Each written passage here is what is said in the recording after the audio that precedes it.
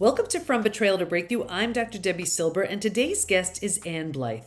Ann is the producer and host of the Betrayal Trauma Recovery podcast and founder and executive director of BTR.org. They offer daily online group sessions for women victims of emotional and psychological abuse and sexual coercion, with multiple sessions a day in every time zone. Ann is the author of an educational picture book, Trauma Mama, Husband Drama, and is a frequently requested speaker at events such as the National Center on Sexual Exploitation Global Summit. I'm bringing her back because of how powerful an episode we had earlier. If you've experienced or you're experiencing a lack of emotional safety, sexual coercion, abuse in your relationship, you need to listen to this episode. Ann Blythe is back to help you understand what abuse looks like so that you can move towards healing once and for all. Here we go. Okay, everybody. I have Ann Blythe with us again. She was so great on one of our earlier episodes. I will link to that episode that we brought her back. We are talking about pornography and the emotional impact and how it's a betrayal and that and so much more. So if this is something you're experiencing, I want you to know you are in great hands with our guest today. Welcome, Ann. Hi, thank you so much for having me on again, Debbie. It's a pleasure. And I remember in the last episode, we said you're sort of the emergency room and the PBT Institute is the recovery room. Tell everybody why we came up with something like that. What do you see on a daily basis? And then we'll get into it from there. On a daily basis, a lot of women are wanting to heal, right? And you get that all the time. And there's a big difference between trying to heal when you're still being continually injured and healing when you are safe. So our top priority at BTR is safety. I find that so many women who can't heal, they're really trying, they're trying to get progress. They don't realize that they're still unsafe. So in terms of the ER, our goal is to have women understand what emotional safety is, understand what psychological safety is, understand sexual coercion, so they really can see, oh, am I currently safe? Now, once they are actually safe, once they're not being emotionally abused on a daily basis, psychologically abused, they have set boundaries so that they understand the difference between their abuser and them and what's going on. Then there is a recovery period of figuring out who you are and taking back your life. And that is what you do so well. And we both do those things kind of, right? But that safety piece is what we really focus on at BTR. And I would love to dive into that even deeper. So just so someone listening says, wait a second, am I safe? Well, I don't even know. It's almost like the frog, you know, that story about the frog in the boiling water, right? Like if a frog is, for those who don't, if you take a frog, it's kind of gross, but if you take a frog and you put a frog in a pot of boiling water, the frog would jump out because it knows it's in trouble. If you take a frog and put the frog in lukewarm water and then turn it up 1 degree at a time, the frog doesn't even know it's in danger and would slowly boil to death, which is what happens in these kinds of instances. We don't even know what's happening, but it's happening. Explain to us what it may look like for that and we work with men and women within the PBT Institute, but you're referring to women. So how would it look for them to be in a situation like that and they're not even sure? Are they in trouble? Right. Yeah. In order to make BTR a really safe space, we decided to limit it to women victims only of male perpetrators, like their intimate partners, of emotional, psychological abuse and sexual coercion. So when it comes to safety, a lot of people will ask, well, do you feel safe? And usually a victim of abuse will think, well, he hasn't hit me. I am nervous or I'm scared sometimes of him cheating on me again, or maybe finding out about another lie. But I think I'm safe is usually the answer.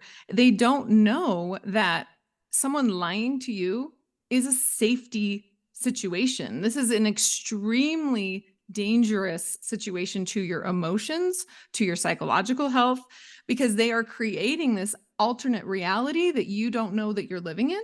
And that's really unsafe. So women start to realize, wait a minute, I've been thinking about safety as this physical thing, right? Is he blocking my transportation? No, he's not.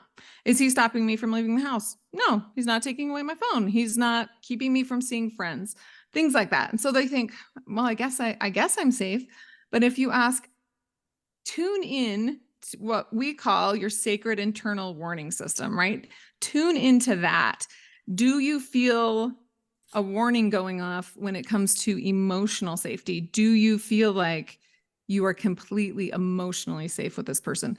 And then I might compare it to, how do you feel with your best friend or a sister or a mom, or, I know that not everybody's sister is safe, or mom, but if I asked someone, does your sister feel safe to you?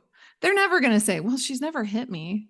They're going to say, no, every time I'm around her, she like comments on my clothes and tells me, and no, it doesn't feel safe. They get it when it comes to that. But for some reason, you add a man into it, and suddenly it becomes about physical safety, which we know that a physical abuse episode, it never, ever, ever, ever happens in a vacuum. And if you see the emotional and psychological abuse first and recognize that and get to safety at that point, then the likelihood of a physical abuse episode happening is lower, because a physical abuse episode is not going to happen out of nowhere. It always is accompanied by emotional and psychological abuse. And most women who have had physical abuse as part of their story as well say that the emotional and psychological abuse was actually the most difficult part to understand, because it's the hardest to see, it's the hardest to wrap your head around, and it's also sometimes the hardest to recover from in terms of long-term recovery. Whereas like healing, and this sounds so awful, so those of you who have had a physical abuse episode, I apologize, but healing from a broken arm, it's a little bit more obvious what happened, and your arm can heal, within a 6-8 week period. The mental things that we have to reframe are so much harder to overcome. And it's so right what you're saying. I could see the emotional always comes with the physical, not to minimize either one of them. I mean, they're horrible, but it's with the emotional, I can see how we would tend to either minimize it or make excuses for it. Or is there a certain like setup that you've seen that would have someone minimize it? Is there like if you could let us know a character portrait of someone who like, this is going to be the person who minimizes this type of abuse? What would she look like? Who would she be? I'm going to reframe that a little bit. I would say this woman knows something's wrong, and so she's going to go for help. So she's going to go to clergy or a couple therapist usually. And when she gets to clergy, or when she gets to the couple therapist, she says something like, it just doesn't feel right. Like, he's angry all the time. I don't feel like I can trust him. I'm confused, and I'm a little bit worried, right? He's looking at porn. He's been cheating. Can you help him? Like in a clergy scenario, can you help him repent? Right? I don't want to ruin our family. This betrayal that has occurred is hurting me, and I feel like I can't heal from it. That type of thing. In that scenario with a couple therapist or clergy, the likelihood of this type of emotional and psychological abuse being completely dismissed by a helping professional or clergy is extremely high. We do not recommend that women in this situation go for help with a couple therapist or from clergy. The likelihood of clergy thinking, okay, well, this is a couple issue, and the top priority is to keep this couple together. Same thing with a couple therapist, rather than this is an abuse issue, and the top priority for her needs to be safety, which actually might mean not talking to him for a minute, right? Until she's safe, until she's okay, and she's separated emotionally and psychologically from him. Because the second that therapist or that clergy brings him in and says, you know what, she's concerned, you're doing this, this, and this, then the psychological abuse known as grooming is going to kick in. Gaslighting is going to kick in. She's going to become part of the problem. And that is going to make her ability to get to safety exponentially worse. So this woman, if I said, this is what she looks like, I've been there. Probably everyone listening has been there. It's maybe, well, he has so much childhood trauma that he has a hard time, or he has a sex addiction or a pornography addiction, or he's working on his anger management issues, or when he gets stressed out, this is what happens. So going down any other road other than emotional and psychological abuse always adds more chaos and a longer recovery time to a victim's progress. I'm like cheering over here because it's so validating to hear you say that, Anne, because there are so many people who come into the PBT Institute with therapy trauma or with religious trauma, because it's so, they assume, okay, well, you know what, let me go to this couples counselor because we feel like, okay, that'll help us, and meanwhile the only goal is to get the couple okay, but the person who's being hurt is never validated, is never acknowledged, and then they're feeling betrayed again because their story is being minimized or not acknowledged or something. And then with clergy, we see that all the time too, where they're assuming they're going to go and get that support that they need at the time where they need it. And again, they're minimized, they're discouraged from speaking up, speaking out. And what is that person left to feel or to believe? Well, it must be me. I have to find a way to get over this, to just be okay with it. Where the goal now becomes, let me find a way to be okay with this abuse, instead of, this is abuse, let me find a way to be okay, period. Right. Let me get to safety. Yeah, it's really interesting when the grooming starts. So, a clergy will call him in and say, "Hey, you've been using pornography. This is wrong, right? We need to stop this." And he's like, "You're right. I agree. I've wanted to stop. It's been so hard. I have this childhood trauma, and I get so stressed. And these are my, whatever the abuser says." And the clergy's like, "Oh, I'm so glad. I'm so glad that part of your life is over. Congratulations. You're a new man. Start over." And she still is like, something is wrong. She doesn't know it, maybe, but she's being gaslit. She's being lied to. He's likely still doing pornography. It's just harder to see. He's getting better at lying about it, and he's lying to his clergy now. So when this happens, then you get this response from professionals. "Oh, this is your PTSD, right? This is your trauma from the past, and it is affecting your current relationship," rather than thinking, wait a minute, this is real life, real time trauma because you were emotionally abused today. You were emotionally abused yesterday. This is not from 2 months ago or 5 years ago. Even I think this even comes into play with women who are divorced, at least at BTR. They think, I should be able to move on because I'm divorced, right? And this is what we talked about with like recovering because you're not being abused anymore. So you're out of the relationship and you feel like, I'm out of the relationship. But those women too are having a hard time starting that healing process because they don't realize they still are unsafe despite the fact that they're abused. And the example is that they share children with their abuser. And so their abuser is messaging them every day. They don't have strategies to know that they can, block them on their phone or use a parenting app or some things like that. And so outside people might be thinking, why does she keep talking about this? She got divorced 3 years ago. Like, can't she get over it? Rather than realizing this is a current victim of abuse. The story she just told about her ex was about today and how he's undermining their children. This is not about something that happened 5 years ago. So we do have a workshop called the Living Free Workshop. If you go to btr.org/living free, where we talk about thought strategies for women who are being abused right now, today. They are perhaps divorced or still married, but thought strategies and communication strategies and boundary strategies to get to safety. Because even when you are safe, even when you have those boundaries and then you're trying to process the trauma, you still have a journey ahead of you. But if you don't get to safety, if you're being, I call it punched in the face emotionally by your ex, and people are like, get over it. He's your ex. What's your problem? I mean, nobody would ever say to you, just, why do you have that bruise on your face? You got punched? Like, you shouldn't get a bruise. And it's the same thing with emotional abuse. There's no way to not be hurt by it. And so we need to think of safety strategies, even post-divorce, for post-divorce abuse that happens really frequently with women who share children with their abuser. It's such a great point, and this is exactly why I say it again. You're the emergency room, and and I'm the recovery room, or PBT is the recovery room, because they need that safety. They need to know the tools and strategies to handle that. And then I'm coming from the space of, and it continues to happen unless and until you completely move through the 5 stages from betrayal to breakthrough. Right. There is a new version of you who has completely moved through it. But on that day to day, in the very beginning, you need those tools and strategies.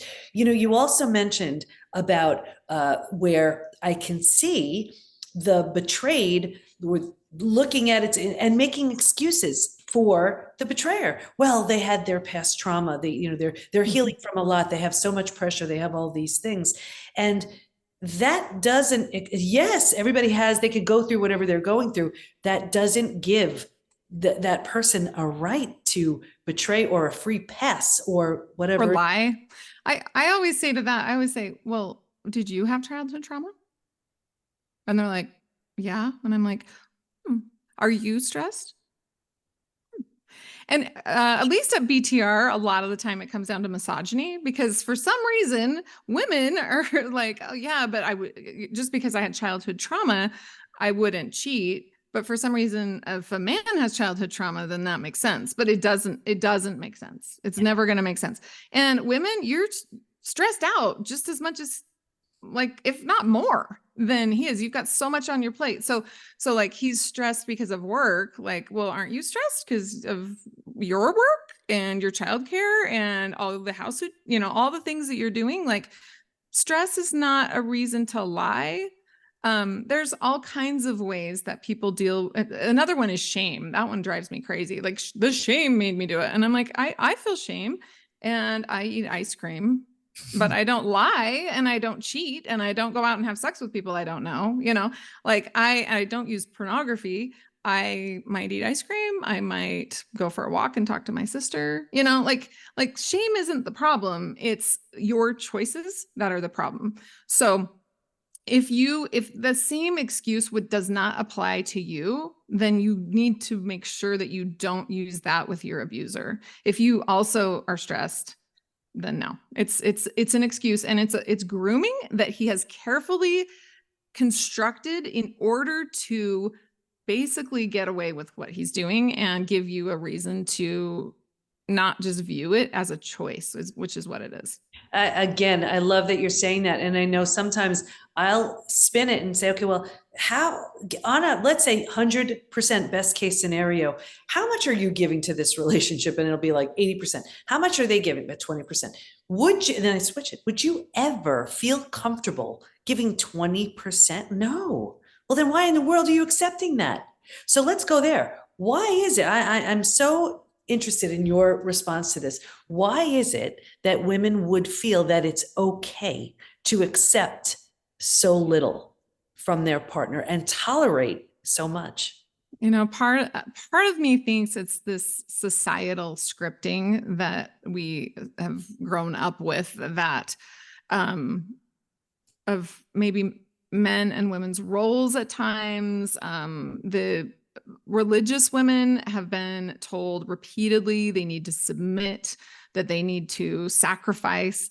And the men have too, but for some reason the women are like the ones applying it, right? They're like, okay.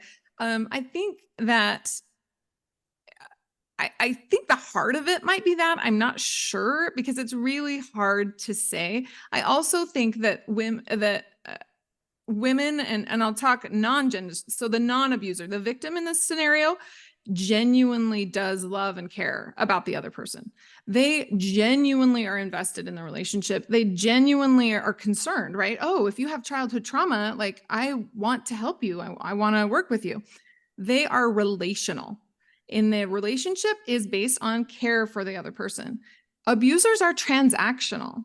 So they don't actually care about the other person. They only care about what they get out of it. So they will, this is confusing to victims, because there are these times where the abuser is so genuine. They know they're genuine. They're like, he loves me so much. And it's confusing, right? They're like, that was such, like, we were so close. And I always say, well, what came out of that scenario? Did you have sex after that? He really loves the sex. He genuinely loves it. Did you make him a great dinner? He loves that dinner. He loves it. He is so grateful. So when he looks at you with this like loving look on his face, like he really, really loves you, he is loving the transaction. He's loving what he gets out of it. So if the food wasn't there, or the sex wasn't there, or the whatever he gets out of it wasn't there, would he be there for you? That is the question that people need to ask. So I think because abusers are coming at it from this transactional point of view, they're thinking, well, she's not doing her part, so I don't have to do my part. She's not sexually attractive, so I can go have sex with other people, because the relationship to them is transactional. Whereas for a victim, it's relational. She cares about him. And that makes all the difference. And to get out of that mindset of realizing, like, he actually genuinely doesn't care about me. He only cares about what he can get from me or what I provide for him. Then hopefully her mindset can shift and she can start realizing that's why he's only giving 20%, is because maybe the transactions aren't working for him anymore. He's not getting what he thinks he's entitled to, his exploitative privilege. So this is why he's not giving so much. Yeah, and that's a hard pill to swallow, everybody. I know, here you are expecting, I think this is the problem. We're expecting other people to act in the same way that we are. So if you're coming at it from this relational standpoint and someone is responding transactionally, we're assuming they're going to respond relationally because that's how we think. And so there's this shock, like, wait a second, what do you mean? So, okay, so now someone's hearing this and I can feel their heart sinking and they're realizing, oh my gosh, you know what? She's absolutely right. What does that person begin to do? How do they begin to extract themselves from this now? Thinking about safety on a daily basis is where we need to go. And listening to that sacred internal warning system that you have. It might be overwhelming to think, especially for women, because maybe they're mothers, they might be stay-at-home moms, they haven't worked before. There might be scenarios like that where they think, I don't want to break up my family. I think a lot of women, the abuse idea kind of stops right here, because they're like, what that means is I have to get divorced, right? So rather than thinking I have to get divorced, I don't want to do that, so I'm not going to do that. Just start thinking about safety on a daily basis. So our Living Free workshop, for example, you can start implementing those safety measures even when you're still married, or even if you're like, I can't cut off contact with my ex because we share kids. Like, that's not going to work. So you can start implementing those safety measures slowly, and over time, the safer you get, the better you feel. The safer you get, the better you feel, the stronger you get, and then you'll be able to take steps, more and more steps. I think just taking one step at a time is the key, because it's so hard to extricate yourself, especially from emotional and psychological abuse. And if divorce is in your future, the divorce can be the most emotionally and psychologically abusive time. It can be and divorces can last, 5-6 years. So if you have safety strategies that you start using a little bit at a time and start walking down that path, then we find that you get stronger a little bit at a time, and you don't have to take on the overwhelming thought of, oh my word, my whole life has to change tomorrow, immediately. And maybe it does. You might be in a physical safety situation where you really literally do need to pack up your bags and head to the domestic violence shelter like yesterday. But most women in this scenario have a little bit of time where they can start taking small steps. That's the other thing, is that when women start to seek safety, it does get more dangerous for them, right? Because he starts losing control. And so then that's when you might see a physical abuse episode occur. So being aware of that is really important. We have our steps to safety on our website. It's btr.org/steps, where you can start taking steps to safety in a safe way. I mean, that's the goal, right? You can't always predict what's going to happen, but in a safe way, so that you don't tip the abuser off, and yet you're getting more and more safe and shifting things a little and hopefully getting to safety, complete and total safety over time. Hopefully sooner than later, but what we've seen is it just is a process. It's very difficult to extricate yourself from emotional and psychological abuse. But an important process. But possible. Yes. Possible. Yes, Yes. possible for sure. I hope this doesn't put you on the spot. I would love for you to share a story of someone who came to you and how they came in and how they left, just to give people possibility and hope. Yes. So I'll tell the story of a woman named, I'll call her Sally. So she's a pediatrician. She's extremely educated and amazing. She spent years doing pornography addiction recovery with her ex, well, soon to be ex, and didn't really realize what was happening, but things weren't getting better. They did like an official disclosure and all this therapeutic stuff with sex addiction, and it was not getting better. Then she realized through BTR, listening to our podcast, listening to the BTR podcast, getting coaching, that she had actually been sexually coerced throughout her marriage and at times raped by her husband, which is something, a lot of people don't know. They don't realize that they don't really want to do it, but they're being coerced. So as she realized this, she started taking steps. And then she has been learning about those strategic thought and communication and boundary things we teach in the Living Free workshop. So she's been implementing those, and she is so much happier. Currently, she is going through the most messy, awful divorce in the world. And I just want to warn people about that. This is what freaks people out, right? They don't want to go there because they think this might take years and it'll be terrible. And that is happening to her. So you're like, tell them a story of hope. And I'm like, this is happening. The good news is she's stepping through it every day. She knows exactly what's going on. She knows what to do. She's taking steps one at a time. And her children are with her. They don't believe her ex because she's taking these strategic steps. I talked with her often. She feels good. Like she seems happy. She seems at peace. Of course, there's these super stressful days. But in terms of somebody who's doing this with the tools and with the support, they have a totally different experience than someone who is doing it by themselves and who doesn't have the tools, doesn't have the support. And in fact, you've got people, friends, usually family, people who care about you, who don't understand abuse, who are giving you bad advice and bad information. And when you implement it, just forgive and be kind to him or something, stuff like that, it gets worse and they can't figure out why it's getting worse. So even if in her example, things are going to be good for her. We see that with clients all the time. We can see that they are making the right decisions. They're being consistent with the way that they're implementing their boundaries. They're being consistent with the strategic communication with their abuser. And even though it gets a little worse before it gets better because he can see he's losing control, you can see where it's going. You can see that he's starting to lose interest in controlling her and thinking, wait a minute, this isn't fun for me anymore. I mean, I'm not really getting anything out of this. So I'm going to maybe set my sights somewhere else. And I think that's what women need to know is there is someone here to hold your hand, to give you the strategies. And we know what the strategies are. And I assure you, they are not love, serve, forgive, be nice, get over it.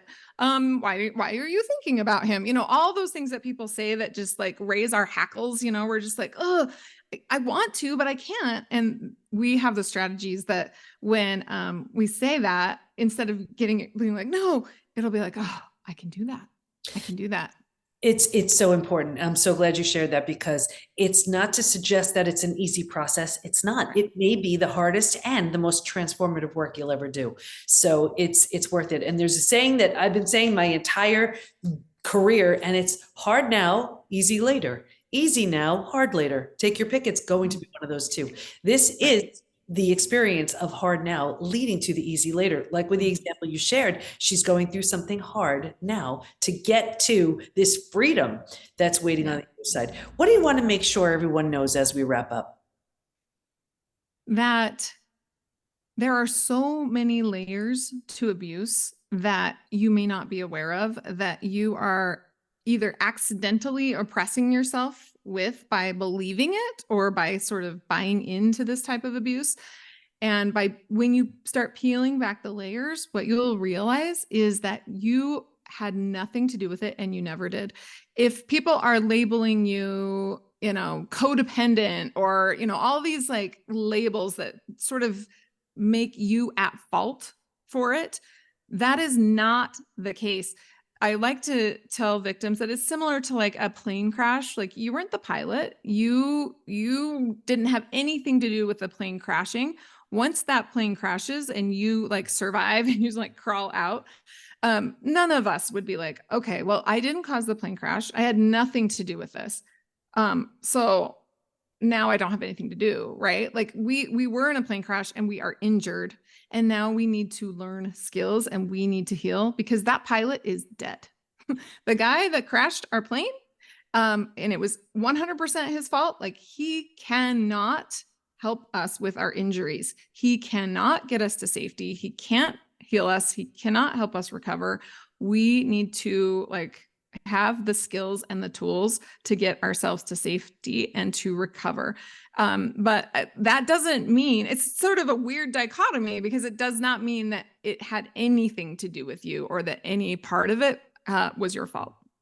I so love that. There's a reason why I brought you back, and that's why. Thank you so much for sharing again another amazing episode. Your insights, your wisdom, your brilliance. You are helping so many women with what you do. Of course, we'll have everything in the show notes. And I'm so grateful for the work you're doing just to help women out of this mess that, you're right, has nothing to do with them. So thank you so much, Anne. Thank you, Debbie, and thank you for all you do. You are incredible. Thank you so much. I love how Anne pointed out that we minimize abuse by saying things like, well, he doesn't hit me, and justify and rationalize behavior we'd never tolerate in others. So why do so many women tolerate abuse? Stay in touch with Anne by going to btr.org, and we'll have all of her information in the show notes at thepbtinstitute.com/podcast. Here's my biggest takeaway. Tune into your sacred internal warning system. If something doesn't feel right, it's because it's not. And if you're counting on clergy or couples counseling for support, if your concerns are being dismissed and minimized, not only is it harming you, it's also making it worse because now your partner sees even less of a reason to change their behavior. Think of it this way. If your child told you one day that they're experiencing exactly what you're experiencing, what would you suggest to them? And if that's the best advice you'd give them, why aren't you giving that to yourself? Yes, it's a lot to move through, and of course, we're here to help. It's hard stuff to move through, especially without the right support. And we have an entire community standing by with open arms. Join us at thepbtinstitute.com and join us for our most popular program, Reclaim, where you work one-on-one with our coaches, have access to our signature programs, go to live daily classes, master classes, and of course, get all the support you need from our incredible community. Thanks for listening. Can't wait to be with you next time, and here's to your breakthrough.